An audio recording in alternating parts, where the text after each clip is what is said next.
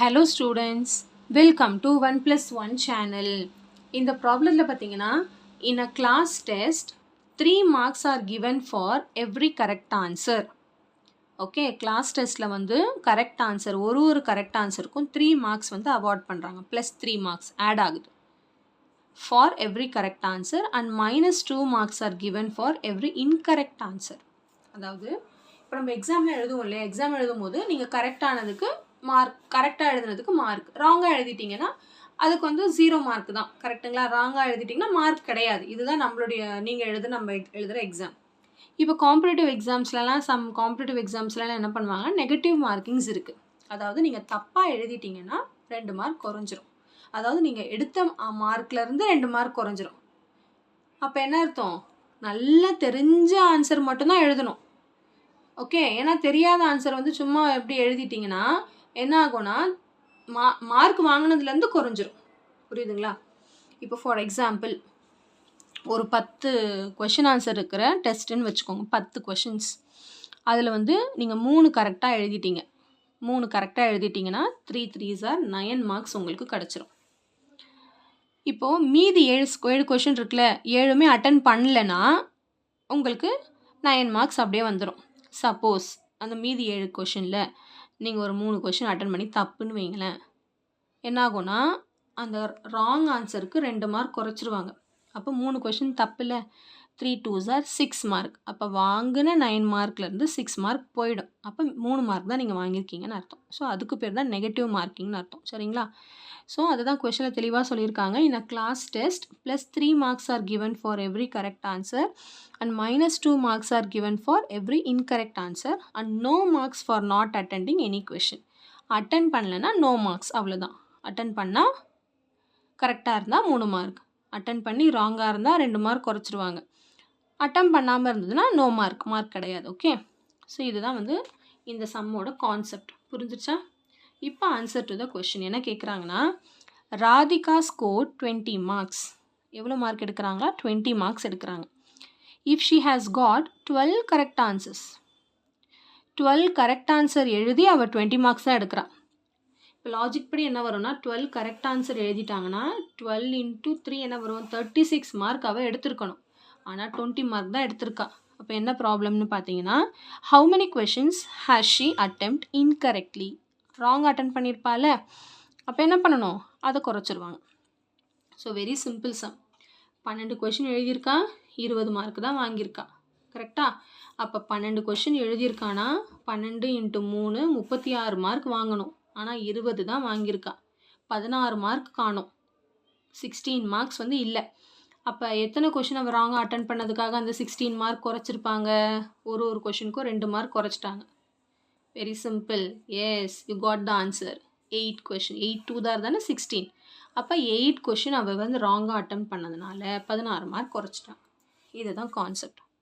இப்போ நம்ம இதை வந்து சம் போட போகிறோம், ஸ்டெப்ஸ் எழுதணும். சரிங்களா? ஒன்றும் இல்லை, ரொம்ப சிம்பிள் ஸ்டெப் தான் எழுத போகிறோம். ஓகே, ஸோ ஃபஸ்ட்டு என்ன சொல்லியிருக்காங்க, 12 கரெக்ட் ஆன்சர்ஸா. ஸோ இப்போ என்ன பண்ண போகிறோன்னா, number of questions correct பார்த்தீங்கன்னா 12. So marks for correct answers.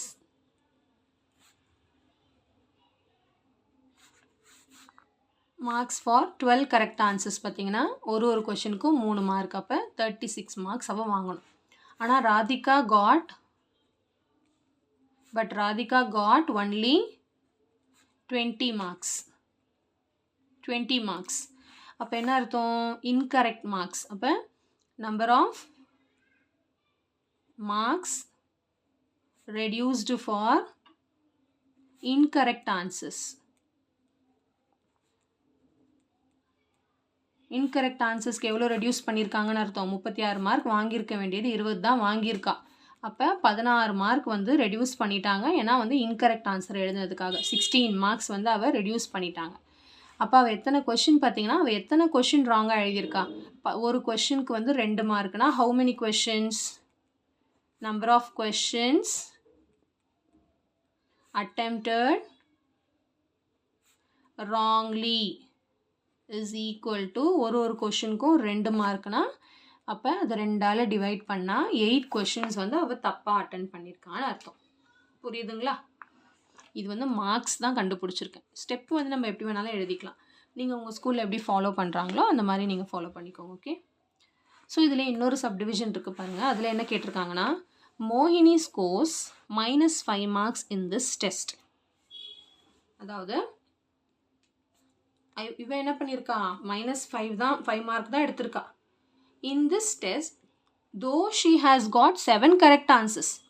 7 correct answer அவளுக்கு கிடச்சிருக்கு. ஆனாலும் அவள் -5 தான் எடுத்திருக்கான்.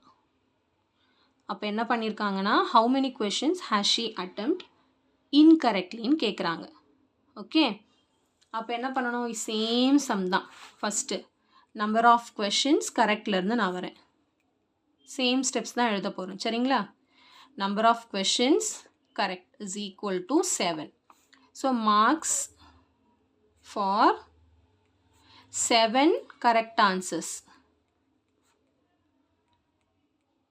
7 correct answers என்ன, 7 3s are அவள் 21 மார்க் எடுத்திருக்க வேண்டியது. ஆனால் -5 தான் எடுத்திருக்கா. அப்போ என்ன அர்த்தம், அவன் கரெக்டாக எழுதுனதை விட ராங்காக நிறைய கொஷின்ஸ் எழுதிட்டான். அதாவது இப்போ அவளுக்கு வந்து 21 மார்க் எடுக்க வேண்டியது -5 எடுத்திருக்கா. அப்போ என்ன அர்த்தம், 21ம் போகி இன்னும் கீழே 5 போயிடுச்சு. அப்போ எவ்வளோ மார்க் தான் அவள் வந்து wrongly marks reduced for incorrect answers எப்படி கண்டுபிடிக்கணும் இதுலன்னு பார்த்தீங்கன்னா, -5 -21 same concept. So Radhika got only எத்தனை மார்க்ஸ் தான் வாங்கியிருக்கா, -5 மார்க்ஸ். ஸோ மோகினி காட் ஒன்லி -5 மார்க்ஸ். அப்போ என்ன அர்த்தம், marks reduced for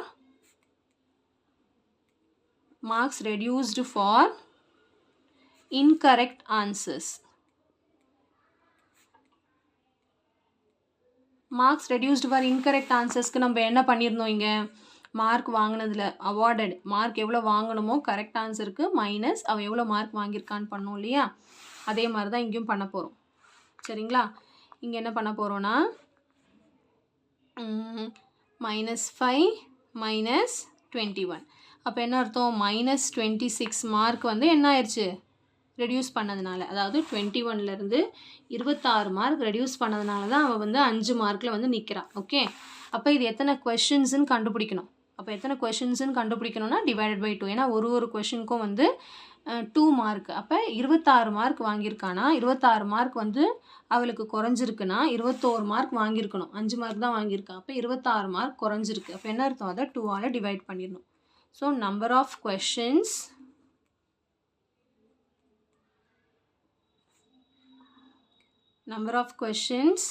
attempt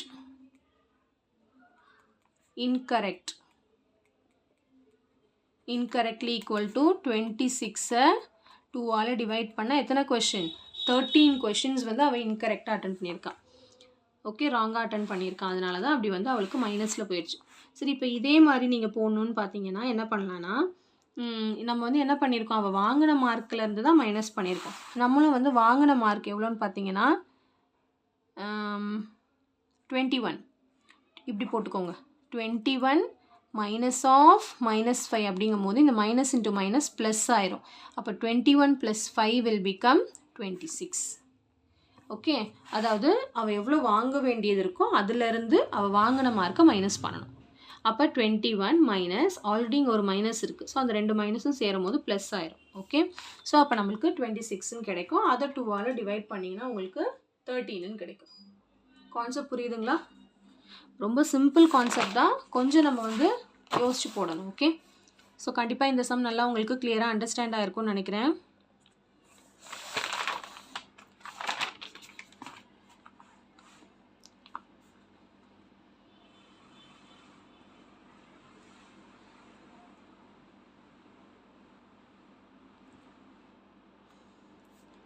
So thank you so much for watching, students. Bye bye.